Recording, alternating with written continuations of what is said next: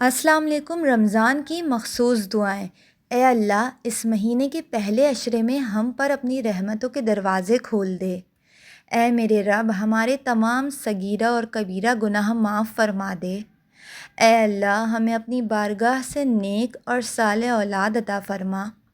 یا اللہ، ہماری عمر میں برکت عطا فرما اور اسے اپنی بندگی اور اطاعت میں گزارنے کی توفیق دے۔ اے اللہ، مجھے حلال اور وسیع رزق عطا فرما اور مجھے کسی غیر کا محتاج نہ کر۔ یا اللہ، تو بڑا غفور و رحیم ہے۔ میرے دل میں تیرے گھر کعبہ کی زیارت کی تڑپ ہے۔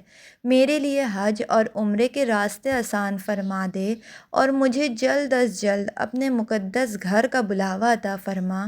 میرے پاس ذرائع نہیں مگر تیری رحمت پر پورا بھروسہ ہے۔ مجھے اور میرے گھر والوں کو اپنے در پر حاضری نصیب فرما دے۔ یا اللہ، میرے جسم، میری سماعت اور میری بصارت کو ہمیشہ سلامت اور توانا رکھ۔ اے اللہ، ہمیں ایسا ہم سفر عطا کر جو ہمارے دین اور دنیا کی اصلاح کا ذریعہ بنے۔ یا اللہ پاک، ہمارے گھر کو امن، محبت اور اتفاق کا گہوارہ بنا دے۔ یا اللہ، یا رب کریم، ہمارے علم میں اضافہ فرما اور مجھے نفع بخش علم عطا کر۔ اے اللہ، ہمارے والدین پر ویسا ہی رحم کرنا جیسا انہوں نے بچپن میں ہم پر کیا۔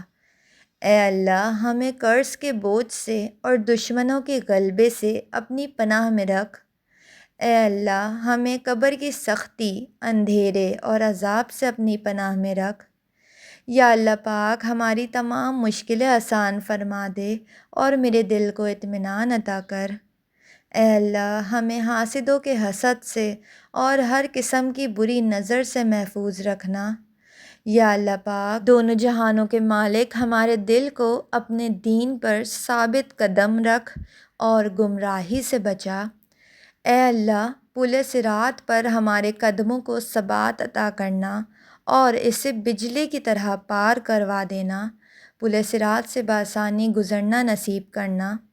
اے اللہ، تمام بیماروں کو شفائے کاملہ و عاجلہ عطا فرما۔ یا اللہ، میدان حشر میں ہمیں رسوائی سے بچانا اور اپنے عرش کا سایہ عطا کرنا۔ یا اللہ پاک، اے رب کریم، دونوں جہانوں کے مالک، ہمارا خاتمہ ایمان پر کرنا اور موت کے وقت کلمہ طیبہ نصیب فرمانا۔